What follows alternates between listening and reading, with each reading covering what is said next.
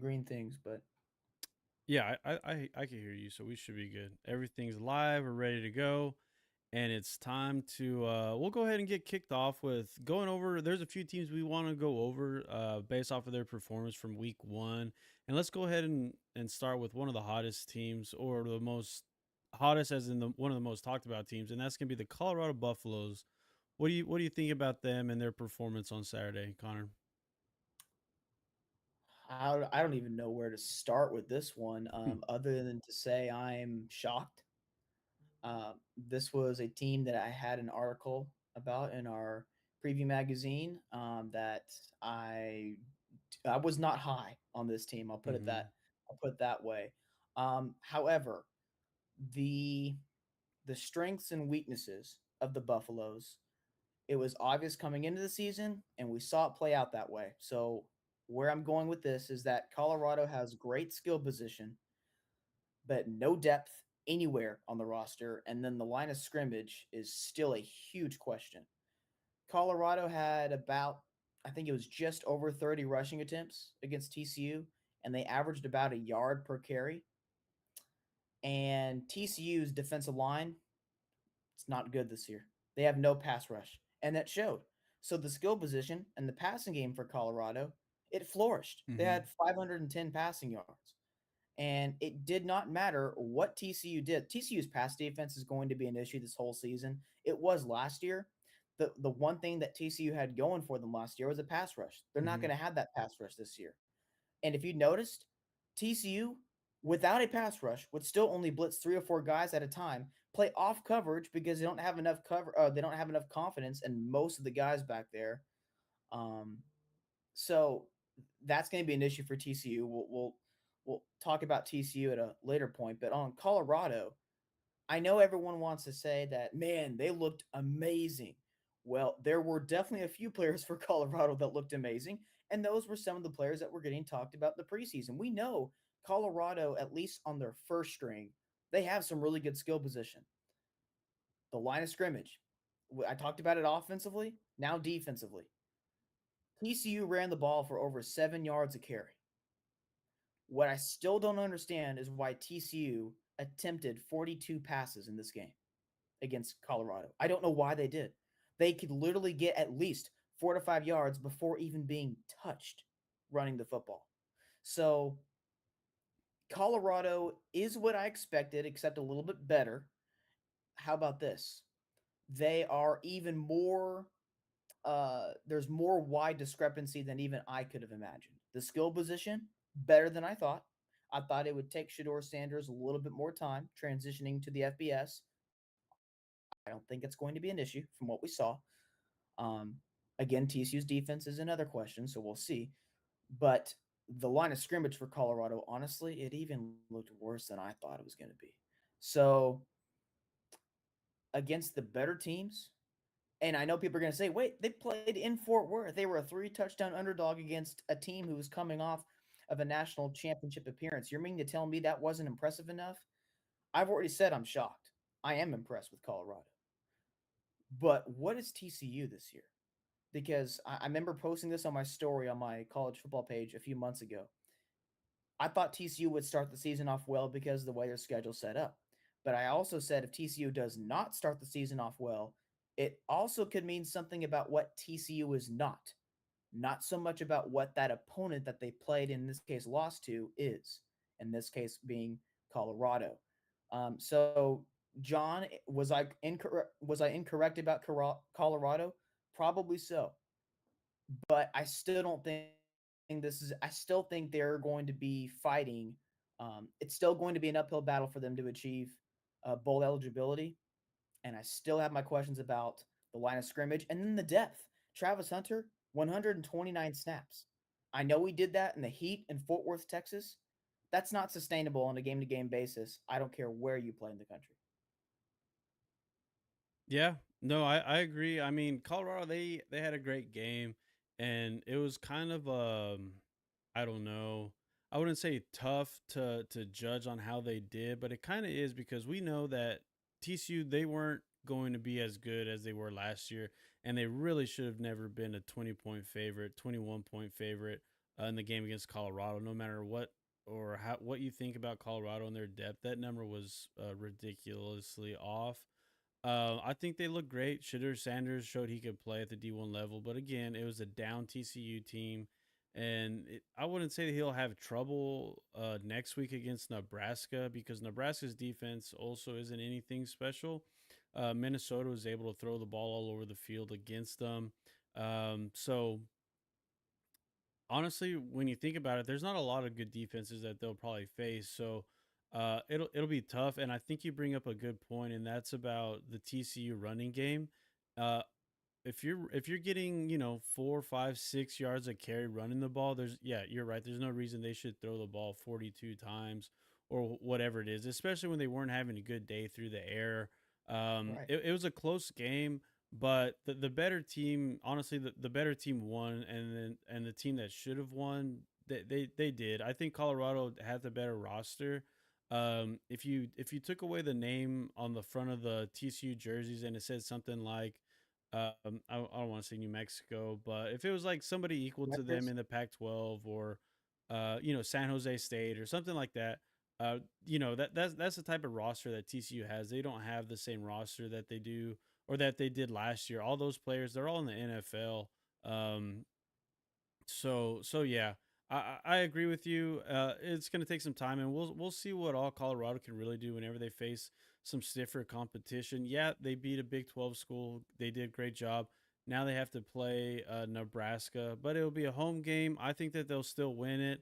I think a 3 point spread is also too low, and that's mainly being because Nebraska can't score points.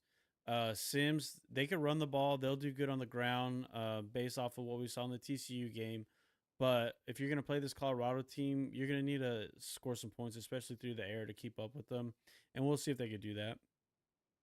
So, what I'm really looking forward to about this Nebraska Colorado game, I actually think it's the toughest game to predict this Saturday of all of them. How does Nebraska control the line of scrimmage to where they can keep Colorado's offense off the field, yet still muster points without playing too much keep away and playing too conservative? Because I think there is an art to playing this Colorado team this year, and that is not attacking their strengths. So don't try to go score for score with them. Try to keep their offense off the field, but do it by attacking their weakness with the run defense and making them play in a phone booth, because that's a style of game Colorado can't play this year. If you play in a phone booth and you can do it effectively, you're going to beat Colorado. Um, and I think Nebraska can. However, we also saw with Jeff Sims, the Nebraska quarterback, he's still struggling passing the football. And I do not think this Nebraska receiving core is very good. No. But I think the line of scrimmage heavily favors Nebraska in this game. So skill position heavily favors Colorado, while the line of scrimmage heavily favors the Cornhuskers. Going to Colorado is not going to be easy. It's going to be a sellout crowd. There's going to be a ton of Buffalo fans there. You have Deion Sanders in his first true home game at Colorado. Of course, they had a lot of fans for the spring game as well. I know Colorado's going to be ready to play in this game. I don't think they're going to be coming off a high and not be ready for Nebraska. Are you kidding me? This is a great rival. So for those that are saying, I don't know if Colorado's going to come ready to play, they're coming off that huge win. No, they're going to be ready to play. Yeah, Um, definitely. Nebraska is going to be ready to play too. John, I don't know who's winning this game. I have seen takes range from Colorado winning by 2 touchdowns to Nebraska winning by 2 touchdowns. So I have no idea where to go with this game other than the fact of what I just stated with how they match up. Hmm. Nebraska is going to dominate the time, at least they're going to attempt to dominate the time of possession, and I think they can. Will they is the question. It's going to be, can Jeff Sims be effective in those crucial third down moments? And honestly, we'll see how many third and longs Nebraska has, because I don't think it's going to be many. But if Nebraska, I'll put it this way, Nebraska wins if they do one thing: win in the red zone offensively. If Nebraska has 4 or 5 red zone trips and they have 4 or 5 touchdowns, they win this game because I think they're going to win the time of possession. And I think Nebraska's defense is actually pretty good. I don't think it's great. I think it's better than TCU's, though. I think there's a lot of defenses who are better than TCU's Yeah. this year. TCU missed 18 tackles. They couldn't get any pressure. The defensive backs were 5 to 10 yards off. Maybe I overestimated TCU. And we talked about TCU in the preview magazine. We talked about how they were probably going to regress. We've had shows about that. Yeah. We do that. A lot of people did. But TCU might even have further regression than a lot of anticipated. So maybe Colorado's better than people thought. TCU also might be a lot worse than people thought. Yeah, Um, I think that that's it right there. I don't think TCU. Well, it's hard to obviously judge them based off of last season because they went to the national championship and they had a roster full of NFL players. But when all those are gone, yeah, you're unless you're Alabama, Georgia, even Oklahoma struggles. Whenever you lose all those players to the NFL, then yeah, everyone else that is in Alabama, they usually regress severely, and I think that's what happened to TCU and what we will see with them throughout the season as well. yeah, so there are so many intriguing things about this Colorado and Nebraska matchup. Uh, Typically, there are a lot of week one overreactions, and I think we have a ton of them, particularly around Colorado. I also think we have some week one overreactions with Texas Tech. I think we have some week one overreactions with Duke and Clemson and LSU. Now, I think Florida State's legit, Oh yeah, but, definitely. but I don't think LSU is as bad as what some people are making them out to be. Um, Yeah, I agree. I think Florida State is better than LSU. So what oh yeah, happened on Sunday wasn't really surprising to me. But LSU should still have a good team, and like they did last year, they improved throughout the season. I was never a big fan of Jalen Daniels. He's more of a runner, not a passer, and that was pretty apparent the other night. But LSU, their main issue was they couldn't score the football when they needed to. They had multiple drives within the, 20-yard line, even closer into the end zone, and they got stuffed multiple times by Florida State. I think LSU, I don't know. I think they should be better than last year, but after that Florida State game, they may not have improved whatsoever. So we'll have to wait and see on them.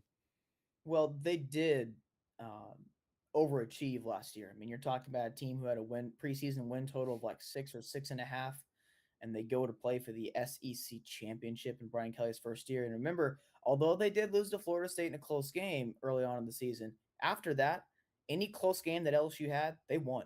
Any Yeah. game that came down to the fourth quarter, they won. So LSU maxed out last year in terms of like what was the best scenario for them, and they maxed out with that.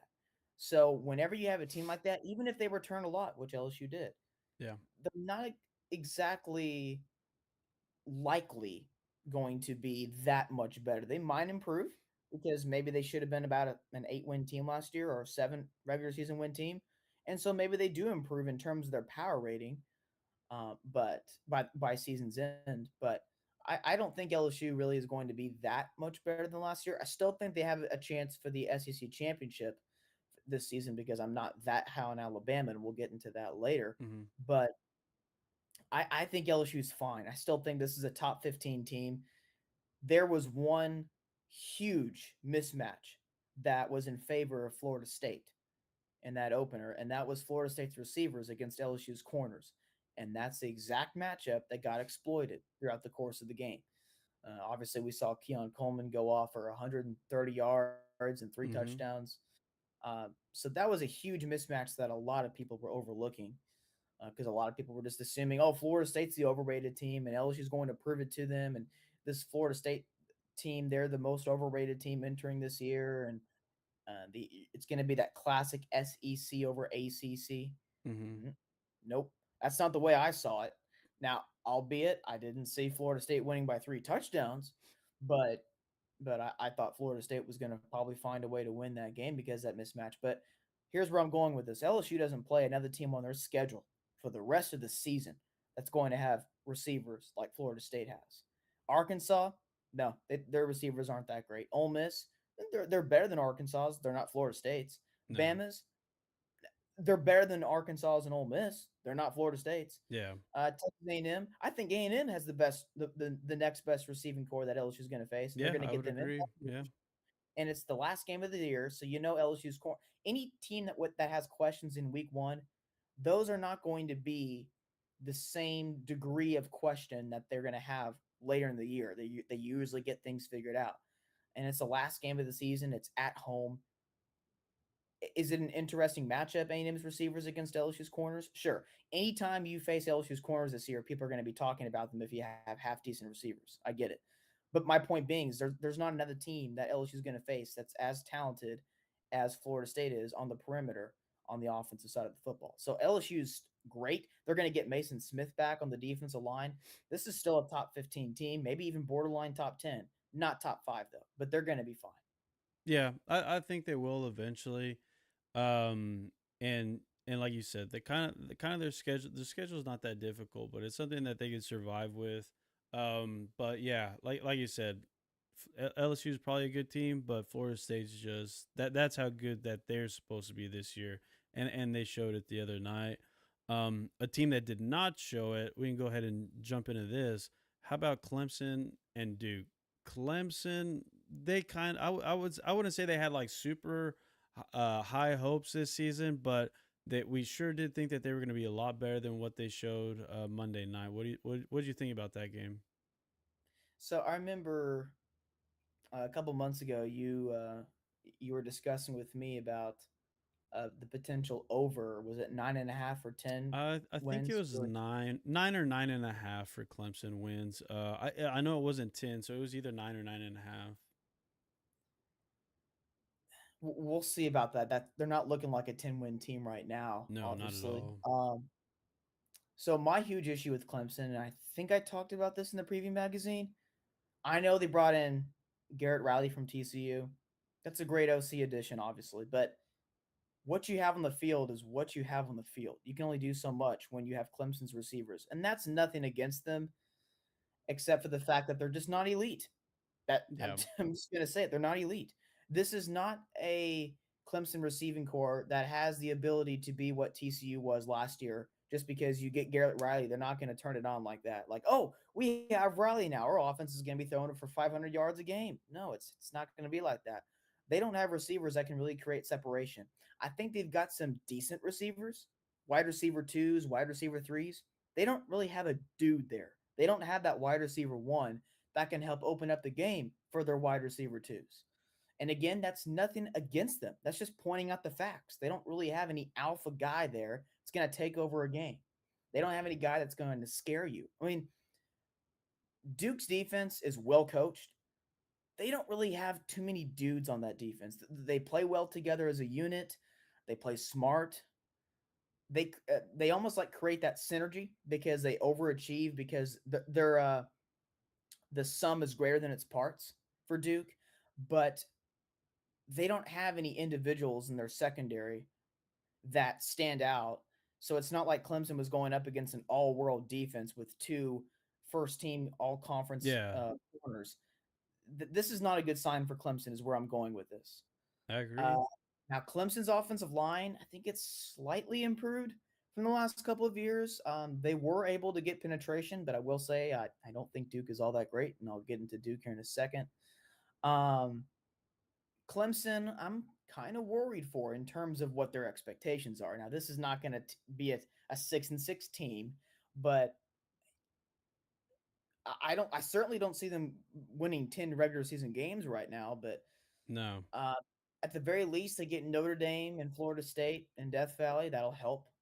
I still think Clemson's got a pretty good defense. They've got really good linebackers. no, their defense. I think, other than maybe one or two busted runs from, I just went blank on the quarterback's name, Riley Leonard. Yeah, I mean, Clemson played great on defense. It was their offense that was horrible.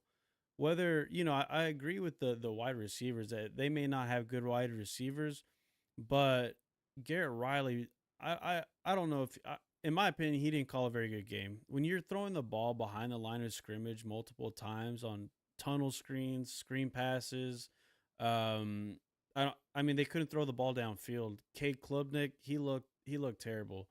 And honestly, I don't think I mean I know that they don't have like NFL wide receivers, but I feel like they still should have done a better job with the offensive game plan.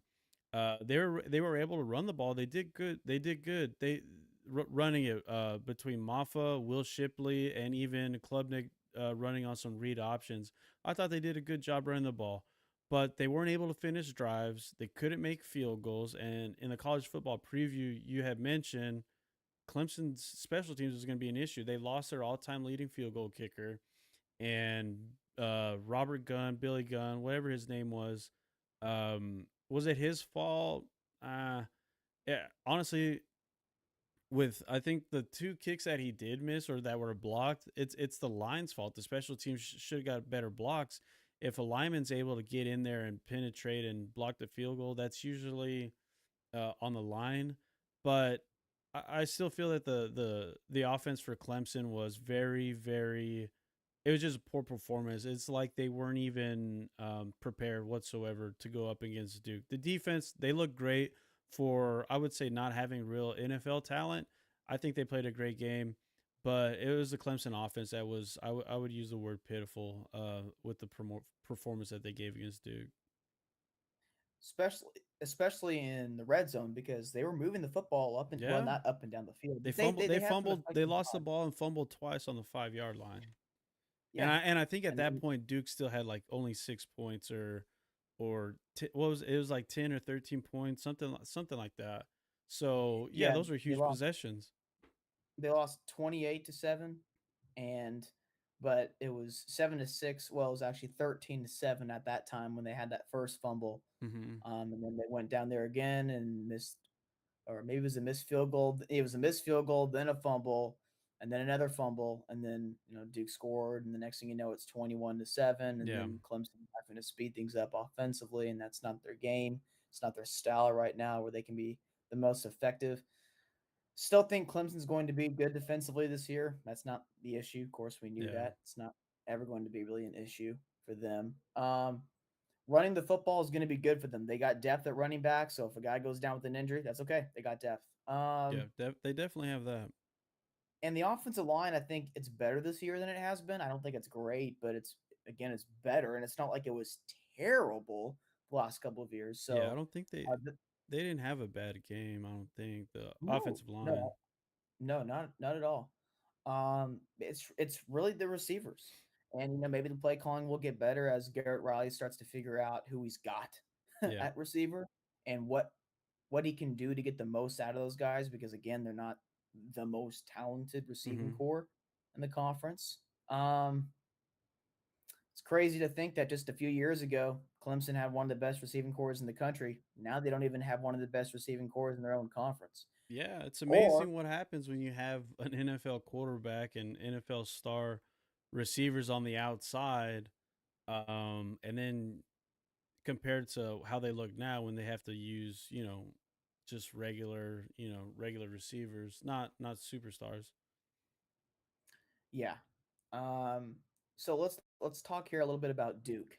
So the overreaction is Clemson's going to be, you know, out of the top 25 by the end of the season. This is a 7-5 football team. Well, they didn't look good, believe me. They did not look good, but um, they're going to be fine. They're going to get some of these things worked out, and they're still going to be at least an 8-win regular season team, if not challenging for 10. I don't Hmm. think they're 11-1. I don't think they're 10-2 right now. They could very well be 9-3, but this is not a 7-5 Clemson team. Yeah, Uh, and like you said, they get Notre Dame and Florida State at home. They could very well salvage their season winning both of those games. I don't think they're beating Florida State right now, and they have to play them in a couple weeks, but they might beat Notre Dame.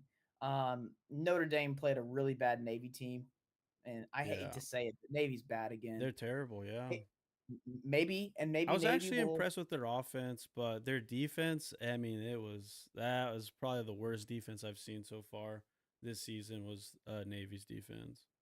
You know who I think's played the worst defense so far this season? Who's Man, that?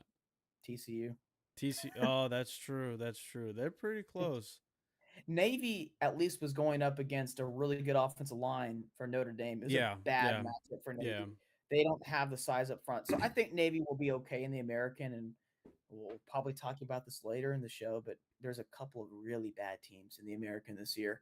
And so Navy might be able to beat both of them, and they get both of these teams at home who I am thinking of.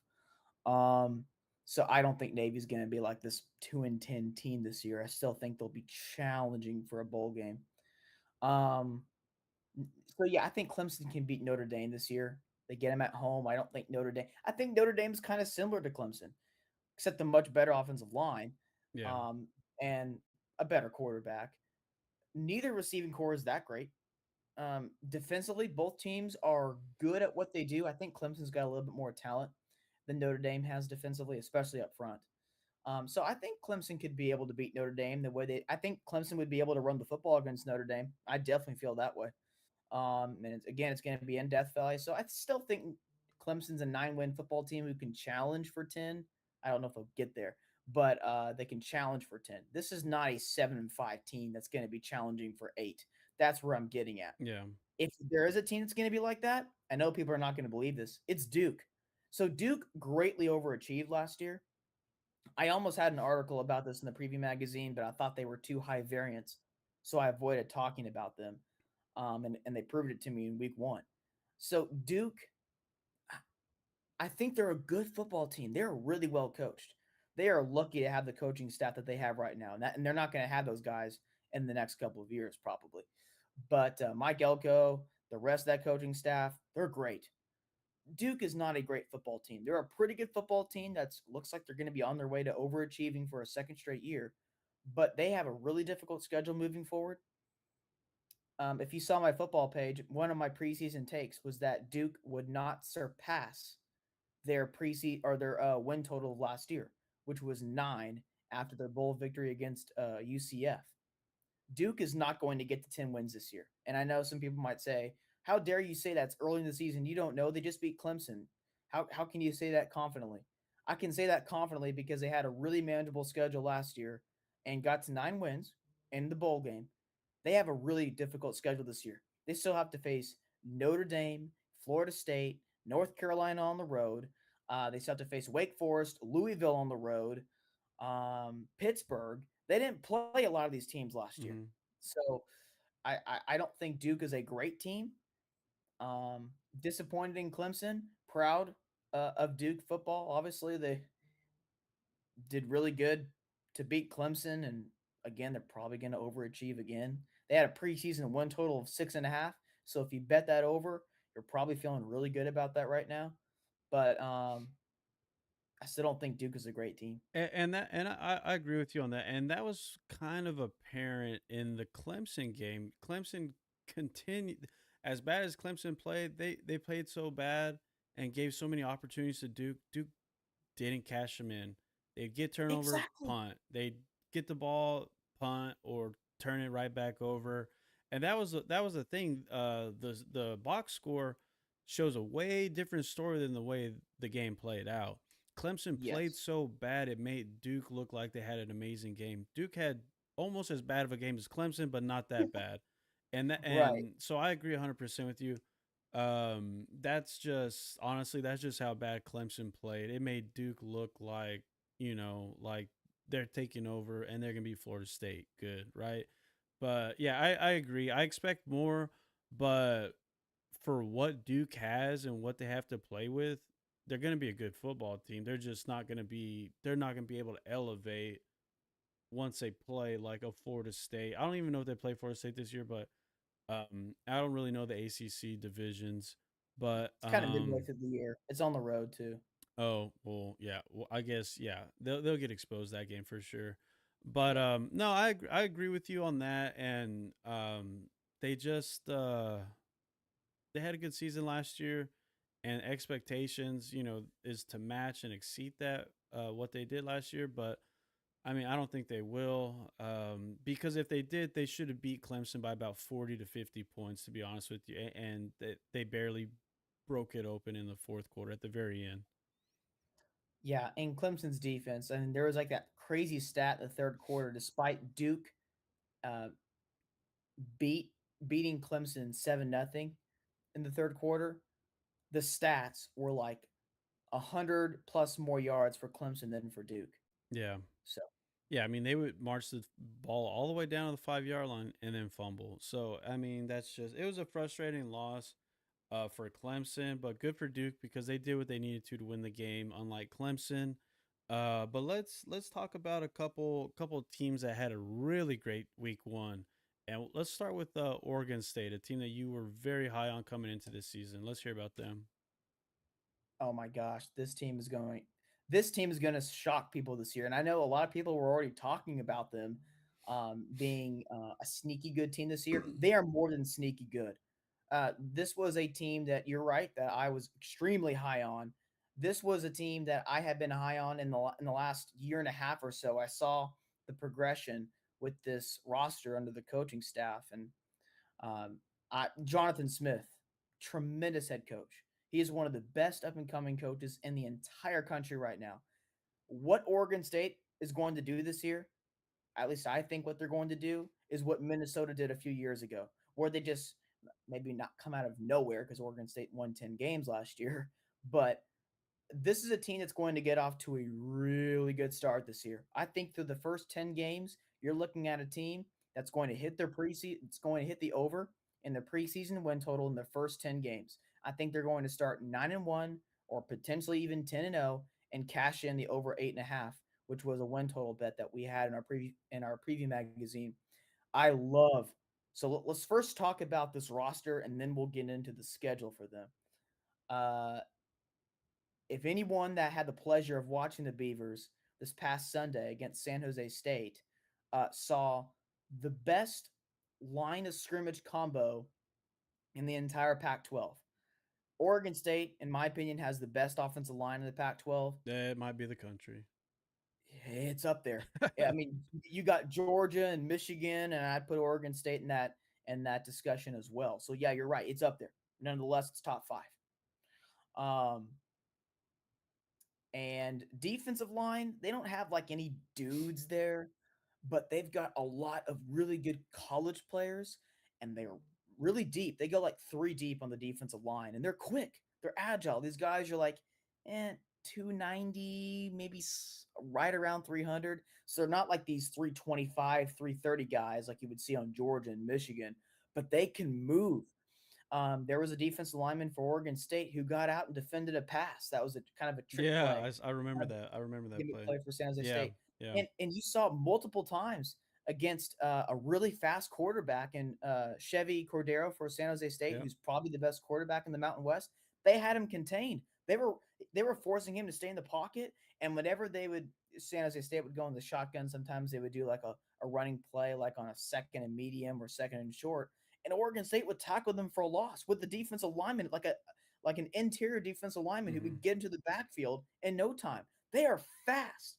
And if you look at their secondary, they are really fast back there. Katan Oladapo, Jaden Robinson, Ryan Cooper Jr.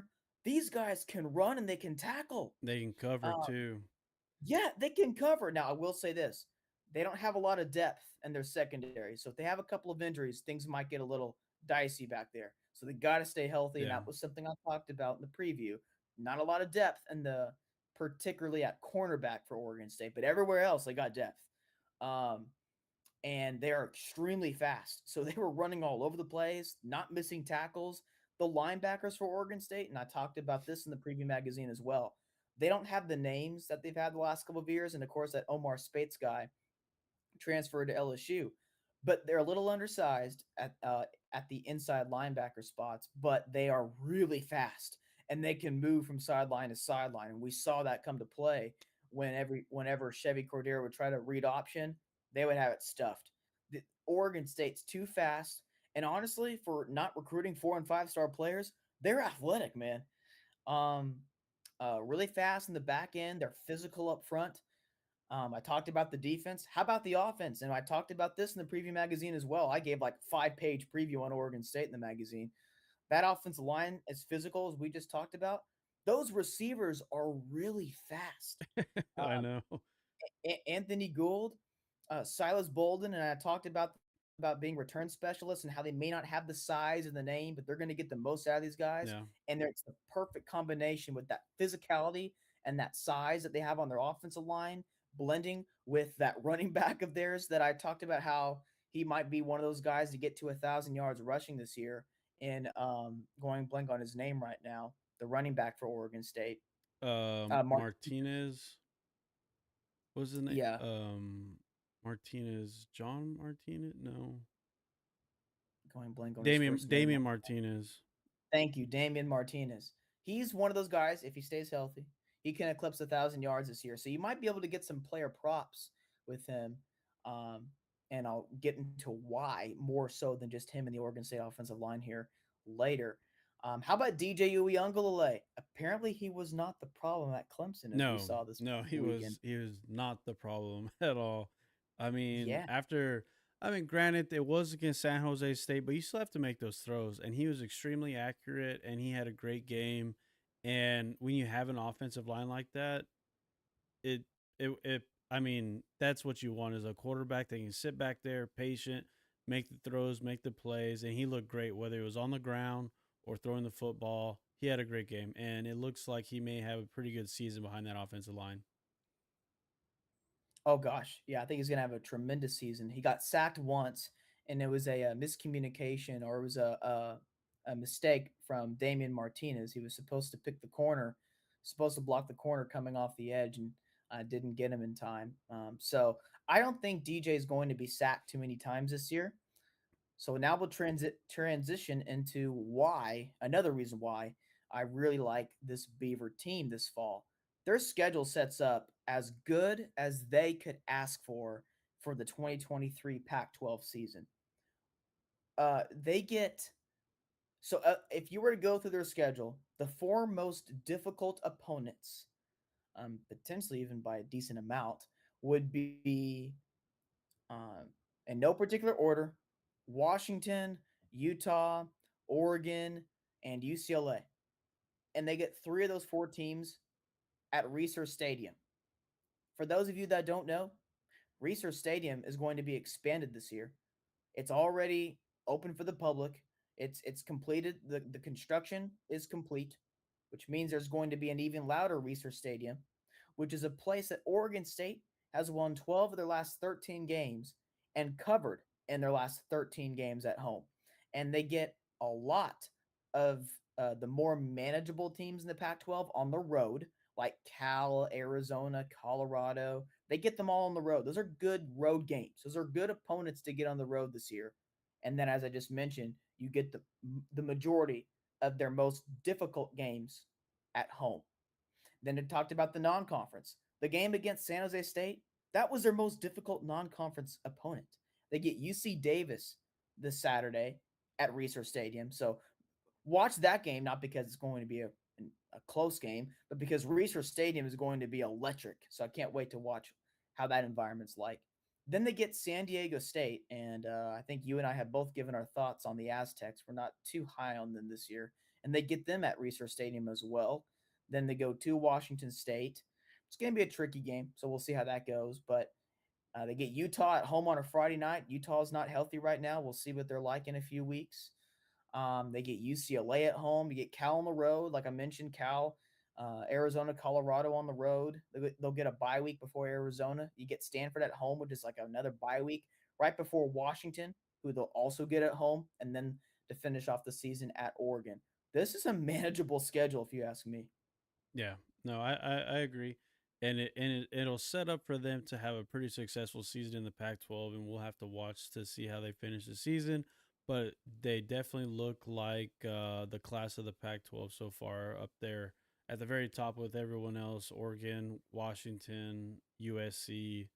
So we'll wait and see. But yeah, too bad they Oh, have yeah. UC Davis this week, and a little tune-up game. But what were you gonna say? They avoid USC in the regular season, too. Oregon State That's right. does. They don't play them.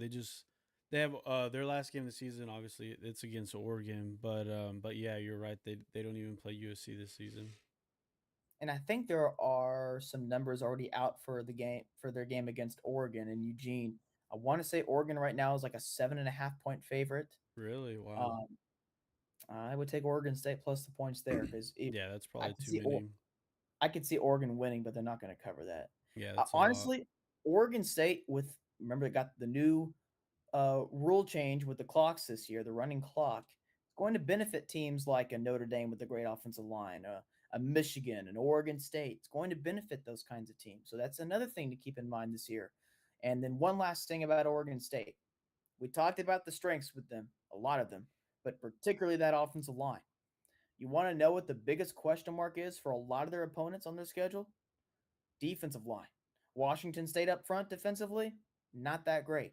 Cal, not that great. Colorado, Arizona, Stanford, not that great.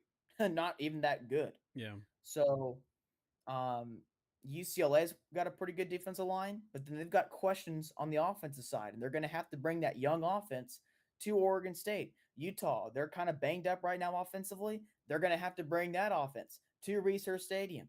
Washington, that potent offense, it's going to be an interesting matchup. But like I said, that's not until the second to last game of the season. So, which is why I'm saying watch for Oregon State to start 9-1 or potentially even 10-0. yeah, yeah. No, I agree. And the rest of the country is gonna have to wait and see. But hopefully they listen and keep an eye on the Beavers. And another team that we wanted to talk about that had a great week one, the Rutgers Scarlet Knights, and their dominating performance against Northwestern. What do you have to say about them, Connor? They are 100% what I thought they would be this year.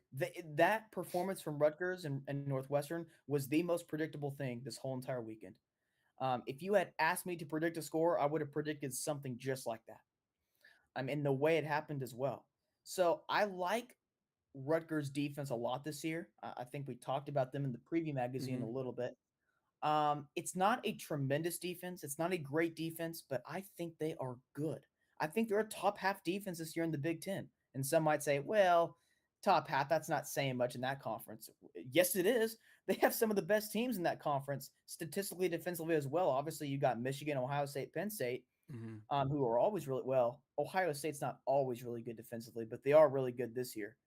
And then, of course, Penn State and Michigan are usually good defensively, and they're going to be real good this year. And then Wisconsin, Minnesota, Illinois last year. Uh, um, I didn't even mention Iowa. You have some really good defenses in that conference. Rutgers is up. Well, I mean, they're not at the level of some of those teams I just mentioned, but they're in the top half of the Big Ten this year. I think that's saying something Yeah. for their for based on how they recruit. It's a good defense. Um, so the fact that they practically shut out Northwestern until the very end there, it would have been a shutout if Rutgers didn't have that late muffed punt. But Rutgers defense is good. The running, so we'll look at the offense for Rutgers. Um, it's gonna be a challenge this year offensively. But what I will say is that the offensive line, it's decent. It's okay. Yeah. The running back room, it's got some depth. They don't really have any dudes there, but they got some depth. They can put in some different guys and some maybe wear down some of the bottom half teams, which Rutgers is going to get a few of them this year at home in particular. So we'll talk about the schedule here in a second for Rutgers. But the receiving core, the passing game for Rutgers, it's not that great. But you know what? The quarterback for Rutgers, and his name is escaping me right now, but He had a he great game. yeah, he was under control. Now that's against Northwestern. Yeah. It's not going to be against every opponent. Northwestern's not going to get a push against anyone this year, against anyone's offensive line. Um, so I wouldn't grade him like I wouldn't upgrade him too much because it was against Northwestern, but because of the way Rutgers plays on offense, they're going to be going for it on fourth down, I think, a decent amount this year. Yeah. Um, I like, I don't love, I like their offensive line, the running game. I think the quarterback does just enough in the running game and did a good enough job to avoid the crucial mistakes in the passing game. That's exactly what I want to see out of Rutgers, and that's what we got. So I liked what I saw from Rutgers, and again, it was very predictable.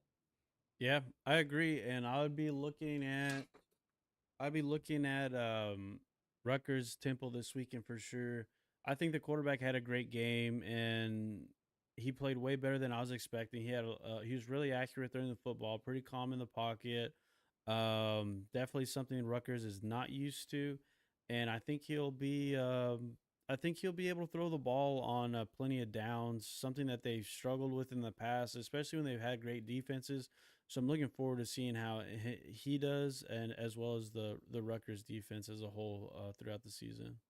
Temple's got a good defense, so I don't think Rutgers is going to have a ton of success in this game offensively, but I don't think Temple's going to have much success offensively either. Yeah. We'll probably get into our plays here for this weekend in a little bit, but um, I would avoid making a play. I don't know what the point total is, so we'll get into that Yeah, later. But it's that not would it's be 9 points. I think it's too many. that's the But spread. What's the point total? oh, the point total.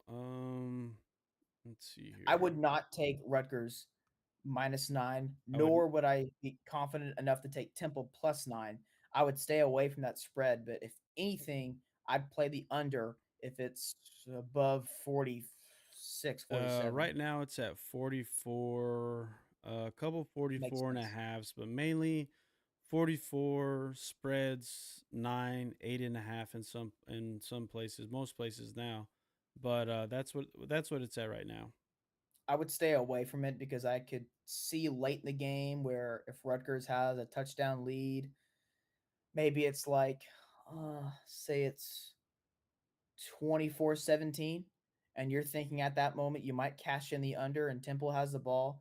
Rutgers defense might force a turnover. They're pretty good at that. Yeah. And they might score off of it, and the final score is 31-17. The game was closer than that, and somehow, some way, the over hits. So I'd stay away from that number at 44. Um, but I could see Rutgers winning this game by about a touchdown, maybe 10 points with Yeah. turnover differential. Yeah, with Rutgers laying anything more than a touchdown's always like it's never going to be easy. Most of the time, especially Temple, they're not great, they're not terrible. We'll see how they did. Like you said, they have a good defense, so that's just not a particular number that I would like to play. Just something to look at. And there was one more team that you wanted to go over on how they did this past weekend, and that's the South Carolina Gamecocks. What do you have to say about them? That performance with North Carolina and South Carolina went exactly how I thought it would. And I know a lot of people were taking South Carolina +2.5 before that game kicked off. If anything, I would have taken North Carolina minus the points, but I would have stayed away from the score of that game, the spread, because one thing that Mac Brown teams do, they oftentimes play to the level of their opponent, so they find themselves in a lot of one-score games. I mean, 54%, basically 55% of Mac Brown's games since he's been in Chapel Hill have been decided by one score, win or lose.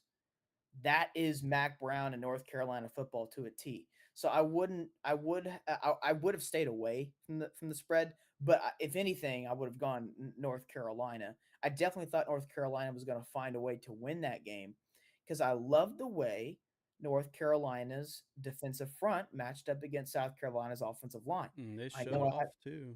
Yeah, and I know I talked about it in the preview magazine. I was one of the only people talking about the South Carolina offensive line in the whole entire summer. Um, there were some others who were discussing it, but obviously maybe some South Carolina reporters were. Yep. But outside of the South Carolina fan base, there was not a ton of discussion around the offensive line for the Gamecocks. Everything was about Spencer Rattler, a new offensive coordinator. You got Antoine Juice Wells coming back. That Leggett guy was supposed to take another step, and I think he did. I'm not worried about the passing game for South Carolina, but man, that offensive line was bad. Now, I thought North Carolina's defensive front was pretty talented, and I thought they could take advantage of that offensive line for South Carolina, but I didn't think they were going to get 9 sacks. That's for sure. But that's a bad sign for for the Gamecocks moving forward this year. Wow, it's going to be an uphill battle to achieve bowl eligibility. When you look at when you look at their schedule, South Carolina, it's tough. Just in the month of September alone, they're already coming off of a loss. They have Furman this Saturday; they should win that game. But then they have like Georgia and Mississippi State, who's better at the line of scrimmage than they are. Hmm.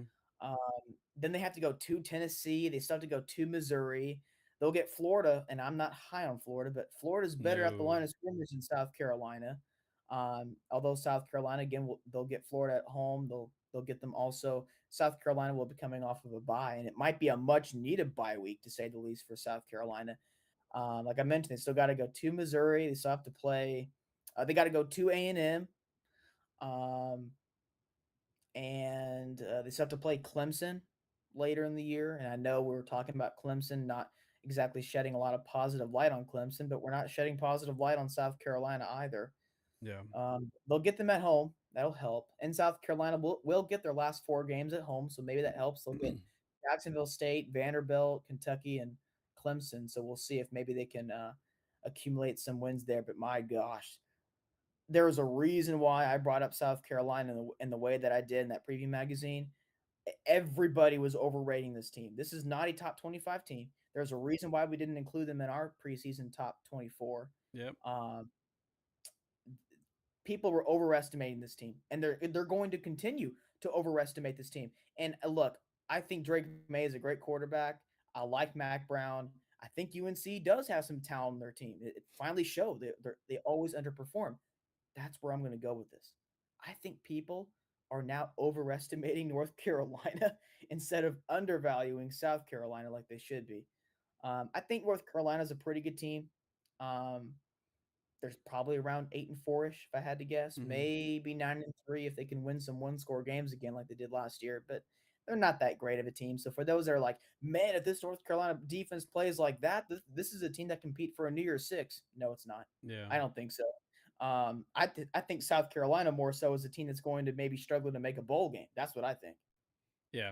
No, I'm gonna agree with you on that. I'm not very high on North Carolina. I mean, I mean, I think they're gonna be a good team, decent team. They may even, I don't know their schedule if they play Clemson or not. But they probably could beat Clemson. But they're not. I don't put them at the same level of as like Florida State, in the ACC. But No.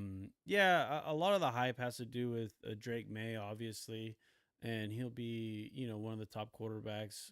Come if he does come out into the draft. But yeah, I agree. It should more so be lowering South Carolina, but we thought they weren't going to be very good anyway, so that's not too surprising.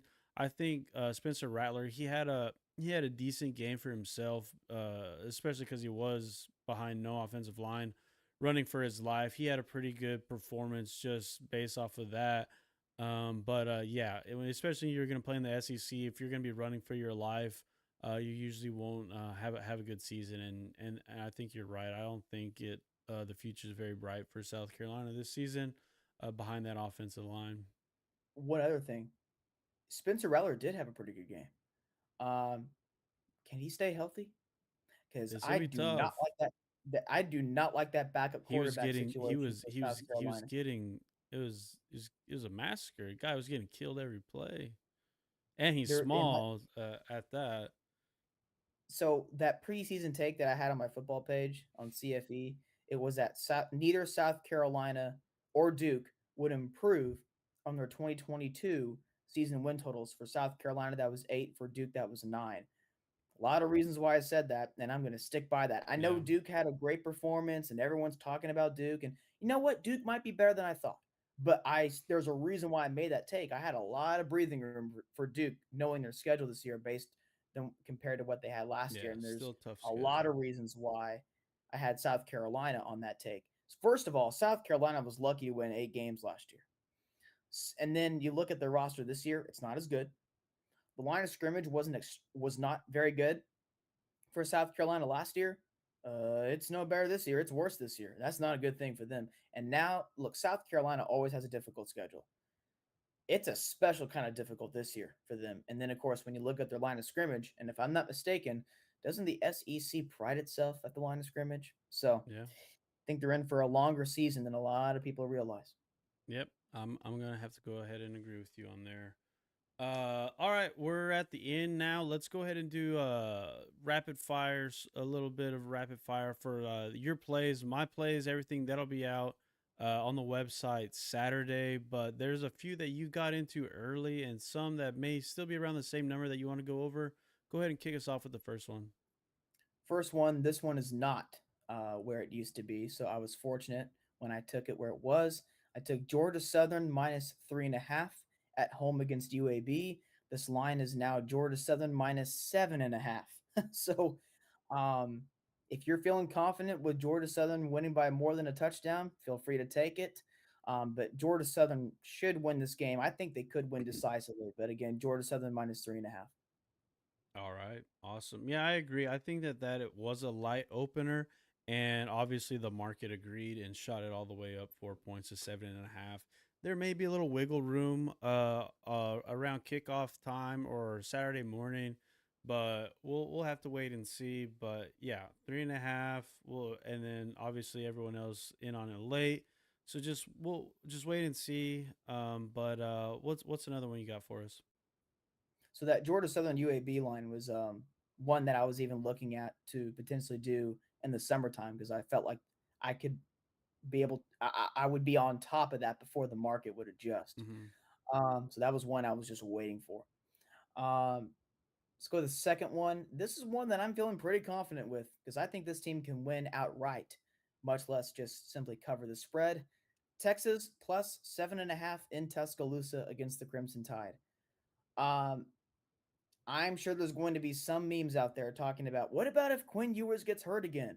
That's okay because they've got a guy named Malik Murphy who's just I would argue he's close to Quinn Ewers, if not just as good. Point being, Malik Murphy is one of the best QB2s in the entire country. Um, Texas is better at quarterback. I think they can match Alabama's offensive line. They're better. Texas is better at receiver. I think they're even Texas and Alabama at running back. Both have some young talent there, a little inexperienced. So I would say they're even there. Defensively, I think Texas is just as good on the front seven. Secondary, right now, I would say Texas because they're a little healthier going into this game than Alabama. Alabama might be without a couple of guys in their secondary, which is something to keep in mind going up against Texas.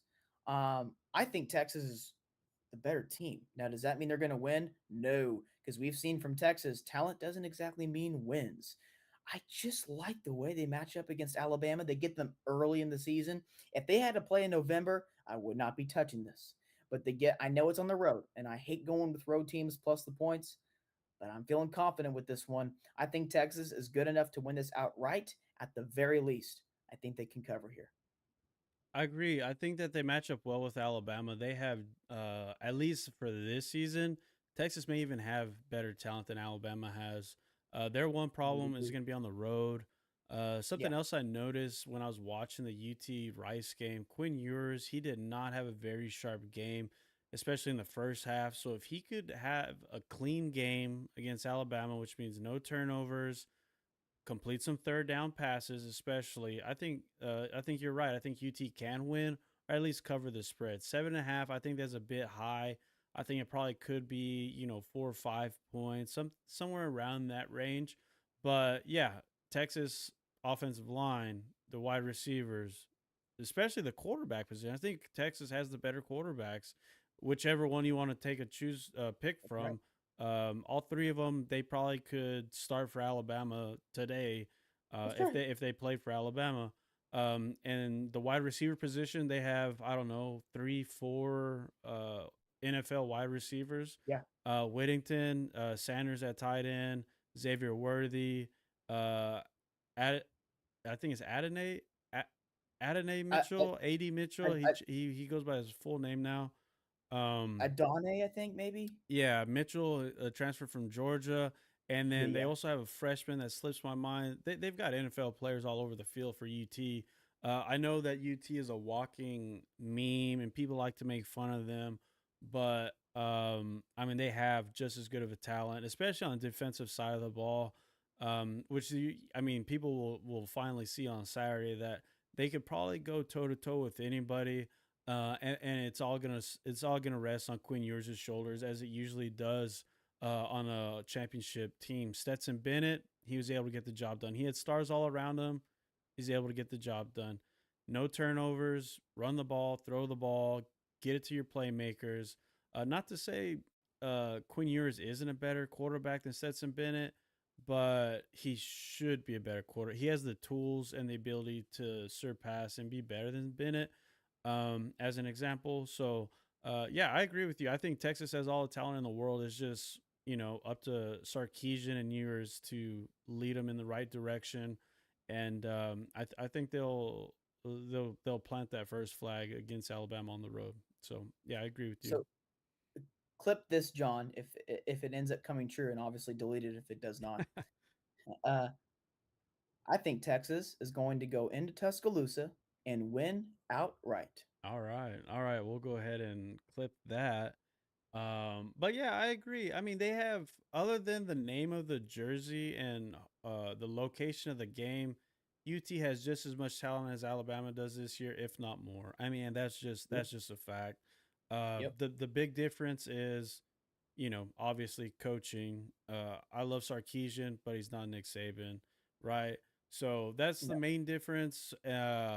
Milton for Alabama, he's gonna have to throw the ball because, like I said, this UT defense is gonna be ready to play, and they've got just as good as talent as Alabama. But Alabama's Alabama, so we'll see what happens. But point spread wise, I think it's too many points. It should be a little bit. It should be cut in half, a little Yeah. closer to 4 to 6 points. Yep.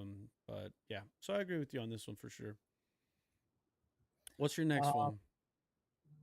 let's go. If I remember correctly, when I took it, it was FIU plus 13 and a half. Yeah, that was Sunday opener. I think, let me look and double check because last time I saw this game, it I think it's was gone. 12 and a half. I think it's gone back to 13. 13. Yeah, I'm seeing one, two, a couple 13 and a halves, but I'd go ahead and say a consensus of North Texas being favored by 13 points on the road against Florida International. Let's go FIU plus 13 and a half is when I took it. Um, I don't think UNT is good at all right now.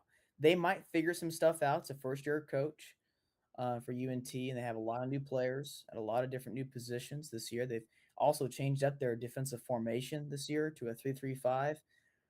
Mm. UNT, they were kind of undervalued last year, at least from a Conference USA perspective, not a nationwide perspective, but they had some pretty good individual players, and and UNT lost most of those players in the portal, especially defensively. Mm-hmm. This team right now, they are bad defensively. Offensively, they're a little bit better. I think Cal's defense is also just pretty good, so it's a little difficult.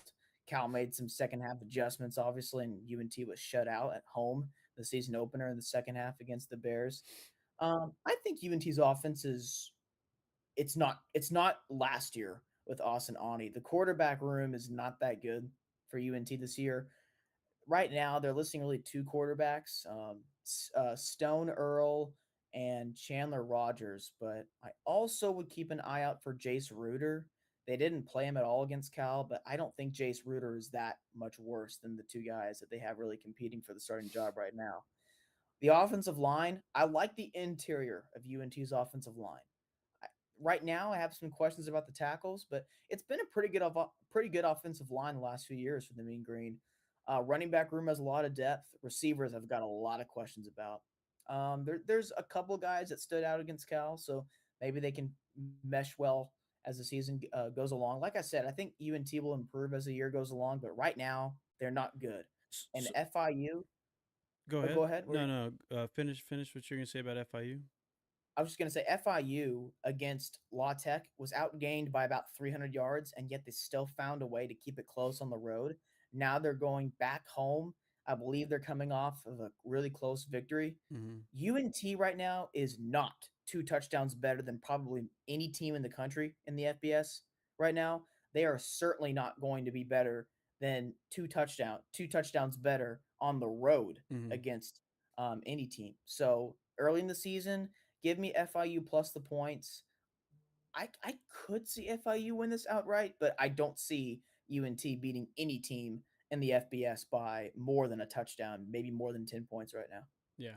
No, and that's what I was going to ask you. I was going to say, or ask rather, if this was more so a fade on North Texas and what you've seen so far with them being like laying 13 and a half points, or there's something that you had liked about Florida International. Because like I said, I still haven't been able to watch the FIU Louisiana Tech game, so I don't know how they look, but they were outgained by 300 yards. Not great, but still uh, they could at least, like you said, keep it within two touchdowns of North Texas, because North Texas more than likely isn't any better. Oh, you want to know what the final stats were against Cal? So Cal, they had a pretty good transfer quarterback from TCU, although he is green. That Jackson guy, he Okay. got hurt against UNT. Did not matter. Ben Finley, the former third or fourth string quarterback for NC State the last couple years, transfers to Finley Cal. still he's still in college. Oh, Yeah, I would have so never he guessed that. Yeah. he was playing for Cal, right? It did not matter who Cal had in at quarterback. They had over 640 yards offensively. It was pretty balanced. They had over 300, Cal did? both rushing. Wow. Cal did. Um, Yeah, I haven't seen UNT's that game. I didn't see tackling, any of it. UNT's tackling was terrible. The offense, like I said for UNT, I don't know if it's average. Might be slightly below average. Maybe it's average. Because I mean, Cal's defense is pretty good. So maybe UNT can hold their own against some teams this year offensively. But defensively, UNT is bad. Really? Like Wow. they were bad defensively last year, despite having some pretty good individual players. They don't have the star players that they did last year, at least name wise. They've got two guys, I guess, that kind of stick out. Ridge Texada is a pretty good corner.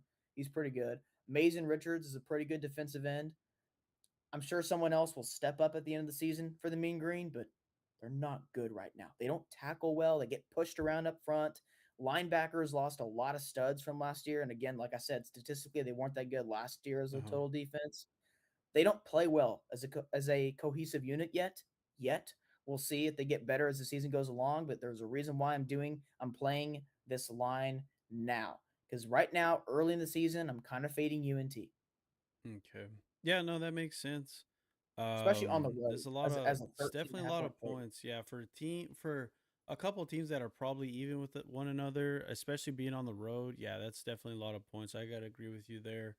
And Um, you know what? yeah. Real quick, maybe UNT outgains FIU. Maybe FIU is just bad again.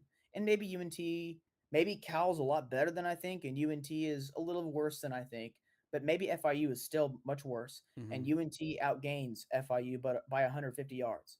Can UNT still play together and win on the road by more than 12 points, 13 points? I don't know if they can. Yeah. And that's even if they're in the position to. And I don't think they're going to be because I don't think they're that good of a team. Yeah. Yeah. No, that's a big ask. I mean, 13 and a half points. Usually, you could have a few good things to say about that team, but it doesn't sound like that's the case. Not right now. There's a chance later in the season UNT plays Temple and Navy. They play UAB in the year. They play Abilene Christian last home game of Mm-hmm. the opening month of September. The last weekend of September, they play ACU at home. Maybe UNT can win 4 or 5, maybe 6 games, somehow get to a bowl game if they can turn some things around. The non conference, like I said, it's still kind of relatively manageable. So maybe UNT can find a way to win 5 or 6 games, but right now it doesn't look like that. Yeah. Right now, like UAB and UNT and Navy, they all look like and maybe Tulsa, they all look like they're going to be towards the bottom of the AAC this year. Okay. Yeah. Yeah. No, that I mean that makes sense. Did you have another one for us? I don't remember if you had some other ones or not. Yeah, let's go with Yeah, a go ahead. couple of others. Um, let's go Texas Tech plus 6.5 at home against Oregon. man, if Tech can win this game, they can automatically turn their season around with how West Virginia and Baylor look. They got to play those two teams on the road, right? Yeah. Those are good road games to have right now in conference play. Now, win or lose this game, I still think Tech could have a good season. But if they can beat Oregon, oh my gosh, this could be a special season for the way their schedule sets up. And this is a senior laden team. This has got to be the year for Tech. They're pretty talented too. I know I talked about them in the preview magazine. This is a talented team. I don't know what happened against Wyoming, but you know what? It's a season opener. It's on the road. Tech's not a great road team, but they get a lot of the better teams in their schedule at home. This is the perfect spot to turn things around. This is the biggest game in Lubbock in years. So, and we know what that crowd can be like. Texas Tech is a much different team at home. I expect them to bounce back. Yeah. Don't be surprised if Texas Tech can win if they win this game outright. At the very least, I expect them to cover here because if Oregon wins, I could see Oregon winning like 38-35 or 34-31. I feel like this is going to be a really close game the whole way through where Tech can maybe find a way to win or maybe Oregon squeaks by, or maybe I should say quacks by. But but I don't see Oregon winning this game by a full touchdown or more. Yeah.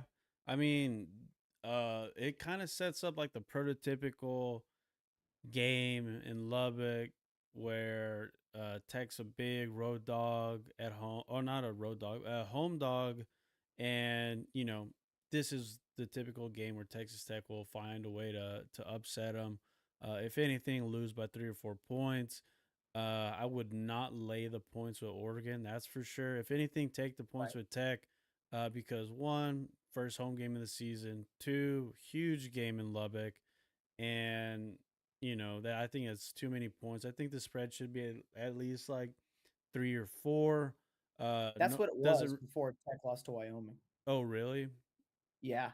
So Yeah. I mean, I, Texas Tech doesn't have a field goal kicker, but other than that, um, they probably could. But it's one of those games where it's just home game in Lubbock, more than about 6 points.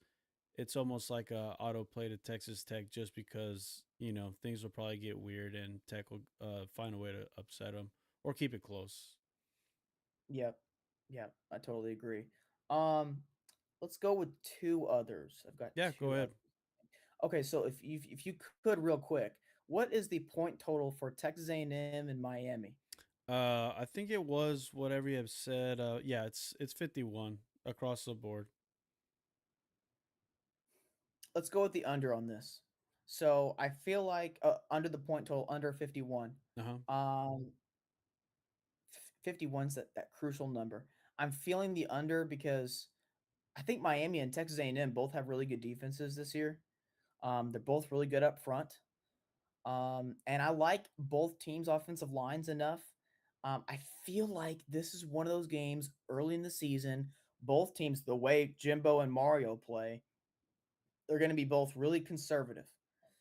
We'll see if Petrino really has a lot to do with that offensive performance that A&M had against New Mexico, and we'll see how good Connor is it Wegman? How do you pronounce his I last think name? it's Wingman.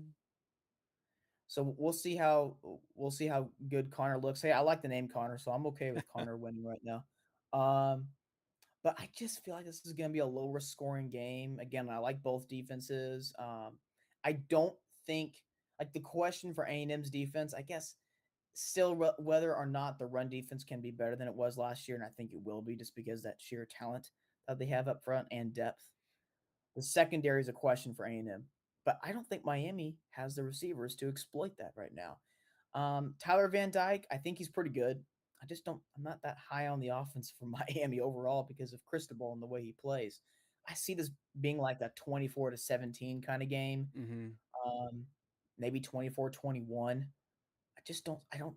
I see it hitting the Yeah, under because right I now. don't think they scored more than 30 points combined last year.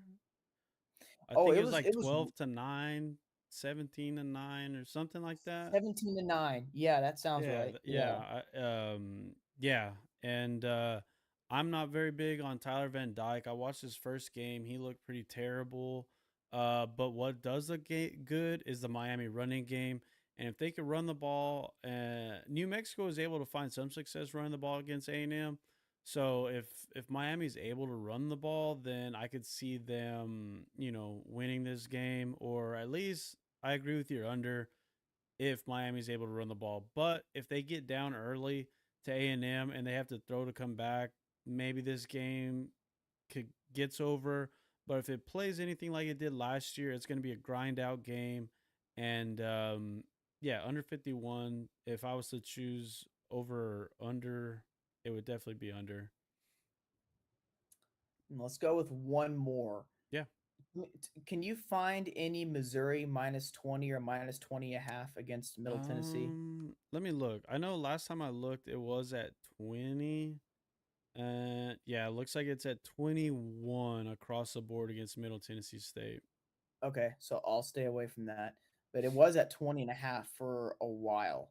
And I was thinking about doing that, but will stay away from it because there's a potential look ahead. I believe Missouri plays K Kansas State next State. weekend. Yeah, that sounds right.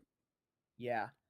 Look, I think Middle Tennessee is kind of bad this year. This was a team that I was kind of looking to fade early in the season because of the way their schedule sets up. They have a gauntlet for September this year. Middle Tennessee's skill position, most of the skill position has to be replaced from last year.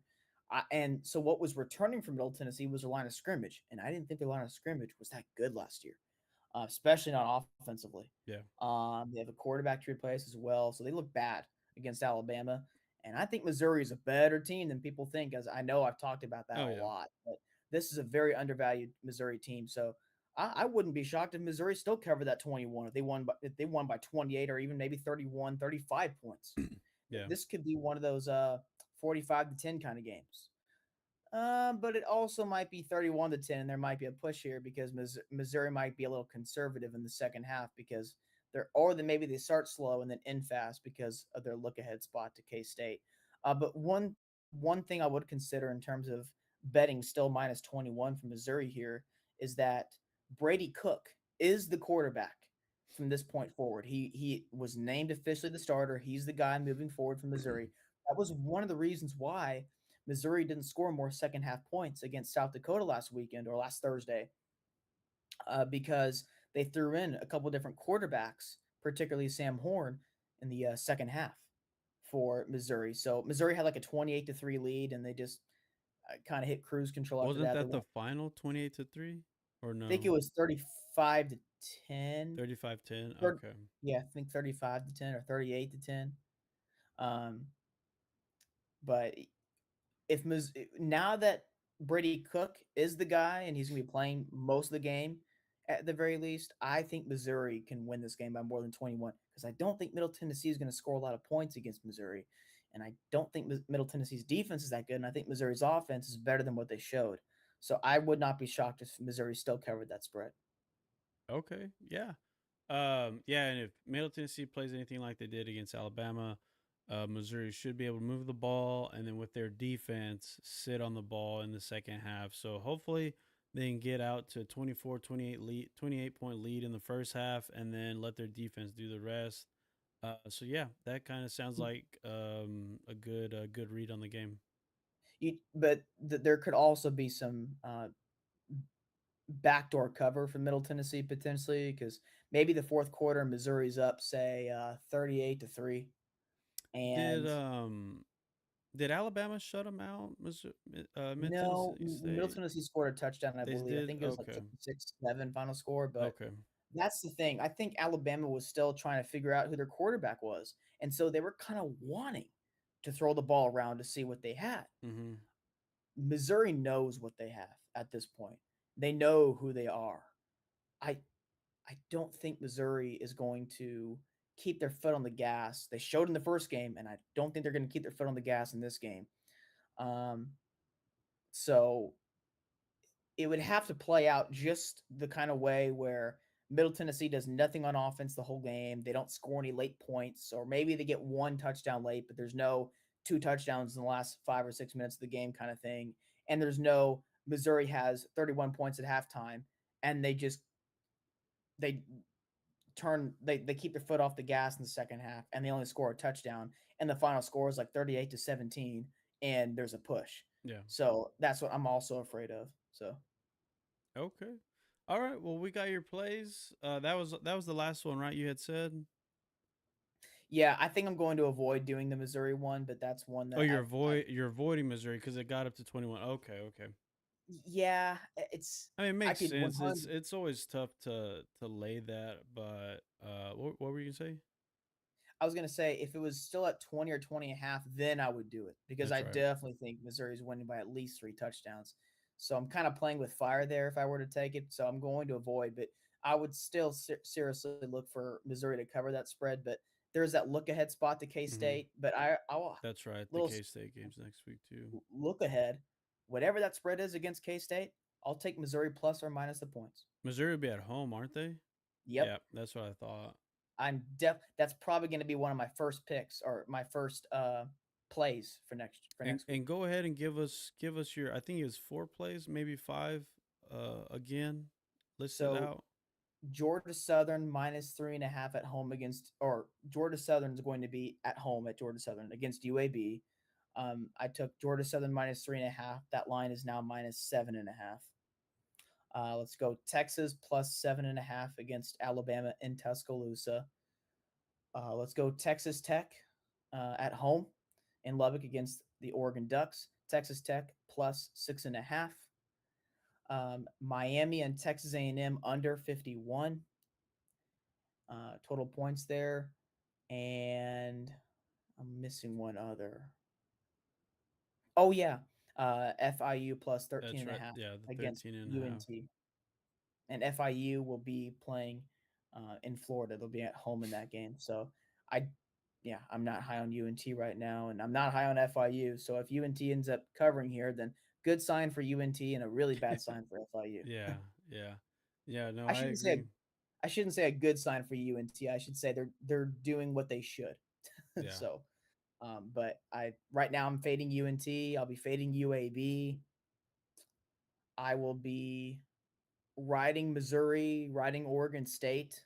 Of course, Oregon State's playing UC Davis, so I'm going to stay. They don't even have a line for that game yet, but I'll stay away from that, Hmm. obviously. But there's going to be times where I ride Oregon State, Missouri, maybe South Alabama against maybe Oklahoma State or James Madison on the road. Maybe or like maybe Texas Tech in some games. So definitely those 4 teams, if anything, but especially Missouri and Oregon State. Yeah. No, I agree. But yeah, and that was everything I think we had for today. Was there anything else, Connor? I'm pretty sure that was pretty much what we all had lined out from today. Um, did you want to talk about some of the week? I mean, I know we talked a little bit about some of the week 2 games. Did you want to talk about any other games in week 2? What do we have? Um, what was that game? Oh, Ole Miss, Tulane. That should be a good game. At least I think it will be. Tulane's at home too. Yeah. I don't know who's winning that game right now. I mean, I know Ole Miss is like a full touchdown favorite, maybe even 7.5 now. Yeah, I think there's Um, like 7.5, 7. I've seen multiple, or I've seen both numbers still out there. I like. I mean, I like. I would play Tulane before I would play Ole Miss. That's for sure. I think Tulane showed enough to where they'll be able to compete. But again, it's still an SEC school at the end of the day. But I think just a touchdown is a bit much. But we'll have to wait and see on that one. yeah, there's a lot of intriguing games is coming Saturday that I have the road team winning in some games, and so Oh, I think really? out of like 10 games that I picked for one of this pick'em groups that I'm in, I think I picked like 7 road teams, so that's kind of scaring me a little bit. So I know I'm probably losing a couple there. And Yeah. by the way, I did pick Texas outright in one of the groups. Oh, But I'm trying to remember one of the home teams that I picked was Texas Tech. So had I picked Oregon, I'd have 8 road teams winning. I know that's not happening. So and probably not 7 either. So the game that intrigues me the most, kind of like where we started the show with, is Nebraska and Colorado. I don't know what to expect. I mean, I know the style of which each team will play with. I don't know what the score is going to be. I don't know what the spread's going to be. John, I saw a take earlier today from someone, a college football page. Mhm. He has Nebraska winning by like more than 2 touchdowns Yeah, on the road. that's I think that's a bit I think that's a bit much. Um, By the way, the guy who said that had Duke beating Clemson outright. So, well, I think that's a little bit less of a, I guess, hot take than what was it? Nebraska winning by multiple touchdowns. I don't know. From what I mean, even obviously we know TCU is not that good, and Colorado had a good game. But Nebraska, they showed a lot of weaknesses. I think if Minnesota was a better team, if they were able to throw the ball, which Colorado can do, they would have dominated Nebraska. I just think that I was surprised when the spread was opened up 5. I was expecting a full touchdown. Um, but like you mentioned, I think Nebraska's going to try to run the ball a lot, milk the clock, but um, they're still going to have to score touchdowns because Colorado's going to eventually get the ball and they'll probably be able to score when once they get it. I really don't trust the Nebraska defense. Minnesota was able to come back, even though Nebraska fumbled at the end of the game. Minnesota still put together a drive and threw all over the Nebraska defense. If Minnesota had a better quarterback, I think they would have won that game easily. And Jeff Sims, he can't throw. He could run it, but he can't throw. So if Nebraska gets down 7, 14, 10 points, I think that's going to be trouble for them. So, we'll have to wait and see. But I just don't really have any faith in Nebraska from what I saw against Minnesota. I would not be surprised to see a time of possession look a little bit like a 38-22 or maybe even 40-20 in favor of Nebraska against Colorado. I would Yeah. not be surprised to see that one bit. Yeah, I'm really looking forward to that game because I don't know what to expect. Yeah. And well, I mean, I'm definitely looking forward to it. I just, from what I saw, I think it showed more about the Nebraska issues than Colorado's issues. TCU ran all over them, but they still scored. Nebraska, I mean, I don't know. I mean, we'll see. They're gonna have to score points. They could try and play keep away as much as they want to, but they're gonna have to score touchdowns and then stop Colorado from scoring touchdowns. So we'll see how it goes. I'm definitely interested to see how it plays out. But that's how I think it's gonna play out. I think Colorado's gonna be too much for them offensively. Nebraska honestly would have to play a really great offensive game, and we'll see. We'll see what happens. And by the way, Nebraska, I really feel like Jeff Sims is probably going to run 25 times at least in this game if he's, somewhat healthy, doesn't get injured. I could totally see him having 25 carries in this game. Yeah, no, I wouldn't. I wouldn't doubt it. I mean, he was. I mean, they had a good running scheme for him, but they got in so many situations to where they had to throw the ball. Uh, it just put him in a bind, and obviously he faltered. So, I mean, we'll see. I can't wait to watch it though. Yeah, and Minnesota's defense is a lot better than Colorado's, so that's something else Yeah. too. Um, TCU, by the way, and they ran the ball effectively against Colorado. TCU's offensive line, well, the interior at least, as I talked about in the preview, it's not that good. So the fact that they were able to do that against Colorado, I don't think Nebraska's offensive line is anything special, but the interior of Nebraska's offensive line is probably better than TCU's interior offensive line. So I am very intrigued by this matchup, and I would not be shocked whoever wins this game. And honestly, with the way both teams looked in their first games, kind of high variance, Mm-hmm. I wouldn't be shocked if any kind of spread in this game. So honestly, I wouldn't be shocked if Nebraska won by 14 or something. I also wouldn't be shocked if Colorado won by 14. And I wouldn't be shocked if it comes down to the very last second. Yeah. No, I'm looking forward to it. We'll see how it plays out. Is it? I think this is an 11 o'clock game, or Yep. it Yep. is. Okay, that makes sense. Let's see here. What's another? I mean, we kind of touched on we touched on the Texas game. I mean, Are there's a your few good games. Do UTEP what? Miners, are they going to beat Northwestern on the road? UTEP? Oh, if they can't, I mean, they couldn't even beat Jacksonville State, even though they should have. And I didn't see, but I don't remember. I don't remember the final score, but UTEP was like tied for most of the game against Incarnate Word. But we'll see how they do. I think that they should be able to beat them because again, Northwestern offense looks terrible. Yeah. UTEP's defense looks, I would say, pretty decent. For Conference USA. But What's the I don't point total know. for that game, by the way? Um, 40, 40, 40 and a half. I see a Whoa. couple 39 and a halves.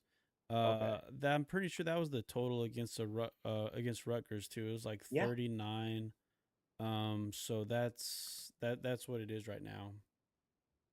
Yeah. Okay. I would stay away from that. I was hoping maybe we could get some 44s or 45s or something like that. But um, Yeah, yeah, I could see no, not UTEP yet. winning that game, obviously. I could see that game being like a final score of 17-14. Yeah, I mean, if that, I mean, Northwestern would have to score two touchdowns. So, That's true. I mean, the UTEP defense was good. The offense just Yeah. didn't do him any favors, keeping them out on the field all the time. Yeah. The But UTEP defense is pretty good. we'll see how they do. Um, what was another You game? know where this There's a couple good games. What were you gonna say? James Madison's going to beat Virginia this Saturday. Oh, that's right, Virginia home game against James Madison. That's right. Um, you think so? I mean, I'm not very high on Virginia. I don't think they're very good at all. No. So This is going to be a very low scoring game. I think the point total right now is maybe around 42 ish, maybe 41, yeah, maybe. I think 41's last I saw, unless it's gotten lower since then. But I remember seeing 41 earlier today. Okay. That's about right. So basically what they're saying is they're expecting James Madison to win like 24-17. Pretty much, yeah, because the spread's like Because still 6. I want to say. yeah, that's about right. Um, yeah, that man, the under could even hit in that game. All right, I'm gonna give a score prediction. Now, this is not a play. I'm not confident enough Yeah, taking let's that hear it. under. But score prediction: James Madison 17. Yeah, 17. Virginia 14. James Madison escapes with a victory on the road. Yeah. But Wait, Virginia gets the cover. wait. So, what was the final again? You said 17-14 17 in favor of James 14. Madison. Yeah, so that would be under and Virginia covering. Yep. And I know it should be a good crowd because I think they're having like they're like some sort of memorial for the players that Yeah, were killed last year. that's something to keep And in this is their mind. first home game since that happened. Because I believe their last game of the season was a home game and they canceled it completely. I don't remember if it was a home game or not, but I just know that this will be their first home game since that happened. So we'll see what happens. Um, Man, I'm contemplating taking that under because you made a good point there. Look, Virginia's offense is bad. There and James Madison's very. defense is good. So Virginia's not going to score much in this game. And they had what 10 or 13 points against Tennessee, and I'm pretty sure at least one of those scores was kind of later in the game. Mm, Tennessee's defense is not nothing special, by the way. yeah, I mean, Virginia actually played Tennessee pretty close in the first half, or at least the majority of the first half. Let me see. Well, I'll let you pull it up. I think the final score was like 42-13. 30. I thought it was like. Let me look. I have it here. Let's see. Virginia. All right, let's see here.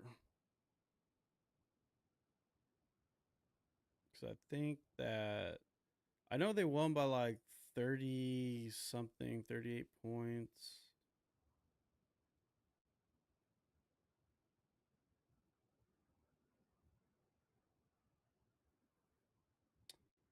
let's take 49-13 was the 49 final. 30. Yeah.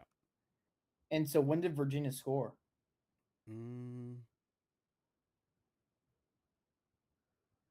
in the third quarter sometime.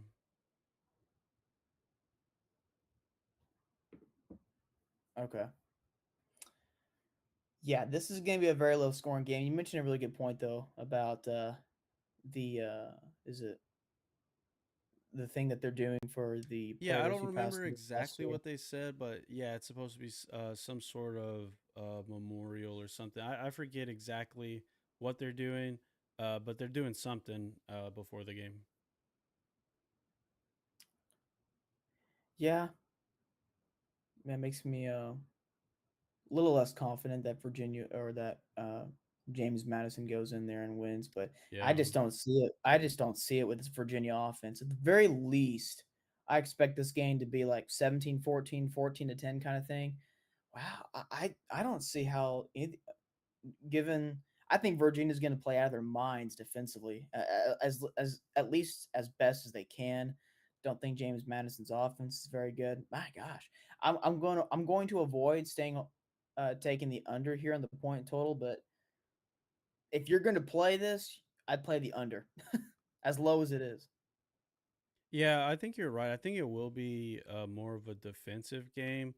In this particular situation, I would definitely stay away from the spread. Even though James Madison, is probably the better team. Again, it's going to be a special situation for Virginia at home. I don't know if this is a night game or not. No, it's 11 o'clock. Oh, okay. So, but yeah, this may be one of those games where, it's obviously going to be emotional and emotionally filled game. So I would 100% be staying away from the point total, or not the point total, like the spread, Yeah, and because you never know what Virginia might, be playing with, and that's the type of stuff that, or the type of motivation like a team could have to get that home upset. So yeah, I would definitely not play myself. I will not play the point spread. But the total and under sounds like the play if you were gonna play the game. That would definitely be it. At least in my opinion.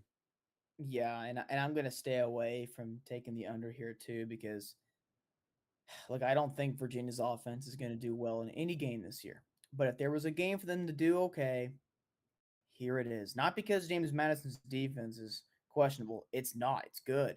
But you know Virginia's going to come ready to play. And so, yeah, this is the game that I'd stay away from, but I still think James Madison can win that game and I know that would be a terrible thing for Virginia because I know this is supposed to kind of be their day in a Yeah. way, right? With this, so I feel really bad for them. But I mean, just looking at it on paper, I don't see how I think James Madison can win this game outright. Yeah, I agree, and that's just James Madison is the more talented team. Oh yeah, it's just the certain situation. It just makes and it I a think difficult read because you really don't know what could happen. Virginia's quarterback might even be injured right now. So I'm not sure. I didn't really see too much or hear very much from the Tennessee Virginia game, so I don't know for sure. well, I guess that's most. Well, I've already given you all my plays, and I guess that's most of the top games for this week that we've already discussed. Yeah, there's a couple other good ones, but we may have to get into those later. But yeah, there's plenty of good games to look forward to on Saturday. There's SMU, Oklahoma, Notre Yeah. Dame, North Carolina State, Oh yeah. Vanderbilt, Of Wake course. Forest.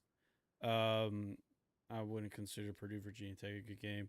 But Utah, Baylor, the UTSA, Texas State game, Iowa State. What other games? Let's see here.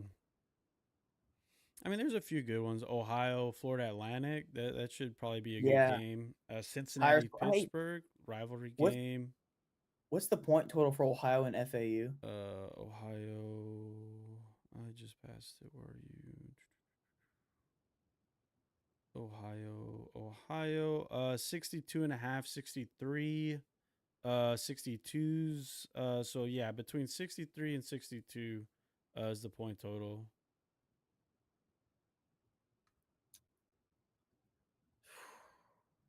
Which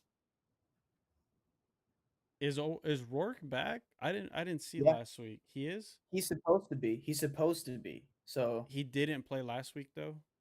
that's right. So what I heard a rumor that it really was not any kind of injury for Rourke. It was a concussion that he sustained Oh. against San Diego State. So he couldn't play the rest of that game, couldn't play last week against, I think they played Long Island, Ohio did. But he's supposed to be back in this game. If he is, of course, I guess that's a pretty big if, so I'll stay Mhm. away from the point total here. But if he plays, I think it's going to be a really fun, high scoring game, maybe even like a 41-38 kind of game.